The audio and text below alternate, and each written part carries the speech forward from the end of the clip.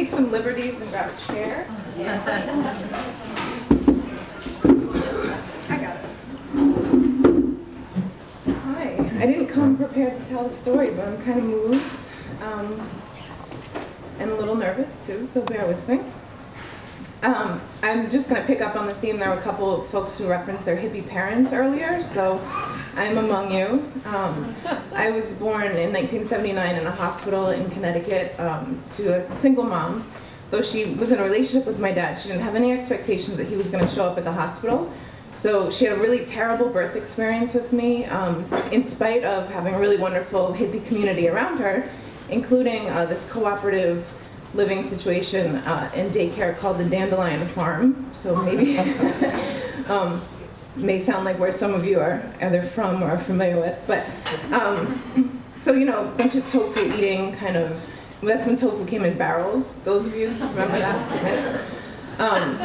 So there was a really wonderful community around her, but she, in spite of that, had a really terrible hospital birth, being a single mom, and they wouldn't print birth announcements of single parents in the late 70s, and so the front page of my baby book has a picture of me, in that first moment screaming, and my mom put a bubble that said, "I hate hospital births." And then she also kind of made a faux birth announcement and always let us know that, that damn hospital would not print my birth announcement because she was a single parent.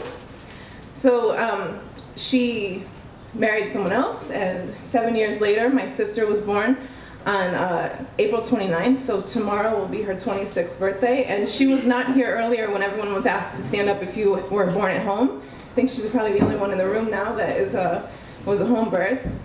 So I was 7 years old, and Mariah was born at home, and it was a very windy day. She went without a name for a week, but I think that's one of the luxuries of having a home birth, is that you don't really have to play by the rules, and so she went without a name for a week. She was the baby.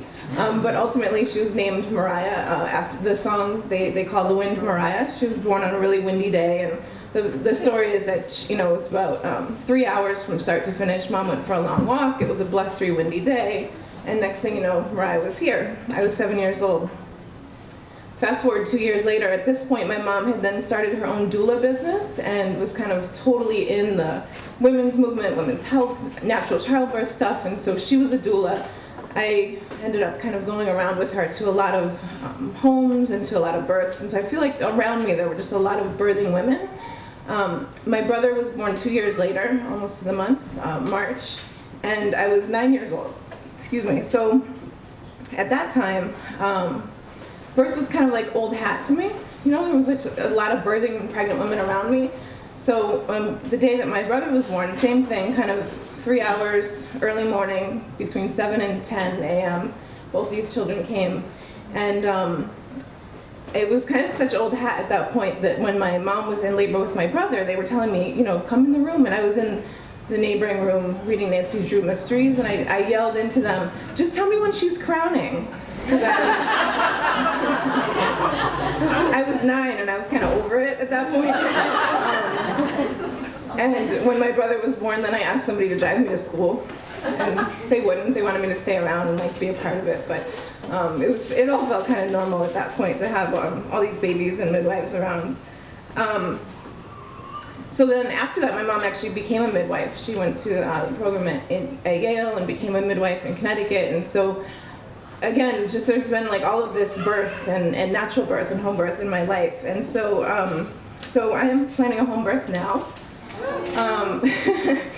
And that's been an interesting and very exciting process. I think I'm the first in my circle to have a home birth, and so it's been really interesting kind of talking about that and navigating, what it means to plan and have a home birth here in Boston, in this like mecca of healthcare, and with the Brigham kind of shadowing over all of us, and everyone saying like, "You're so brave, like what are you doing to have a home birth?" And there's this comedian, Jim Gaffigan, has anyone seen that part where he talks about like, what are you, crazy? Like, you don't want your baby to live? Like, why are you gonna do a home birth? And I'm not gonna try to retell his stuff here, but anyway, it's really interesting. And so I think, it took a little while to convince my husband, who thought that babies came from hospitals, if not from storks, but I always knew that, for me, since I was a small child, I always knew that babies came from the next room. from our home. And so that was a really important part of kind of my orientation and thinking about where I would want my baby to be born.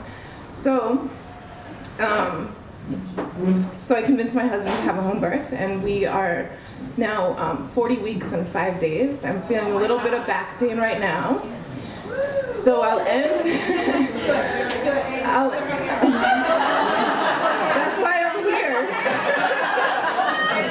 That's why I'm here. Well,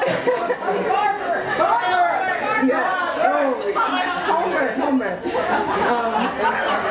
I'm hoping I can make it to Dorchester, but I'll end by saying this. You know, coming here tonight to be a part of this circle was really meaningful, and kind of as I think about my own birth story and the possibility that, well, whatever it is, if it happens tonight or later this week, that being here with all of you will be a part of my birth story, and sharing it with my best friend and my sister on the eve of her birthday, and the chance that we'll share, that our baby will share her birthday tomorrow is really exciting. And that my mom will drive up from Connecticut, you know, on a moment's notice, she's ready to come. And so that's all part of the birth story that I will have and come back and share next time. Yay!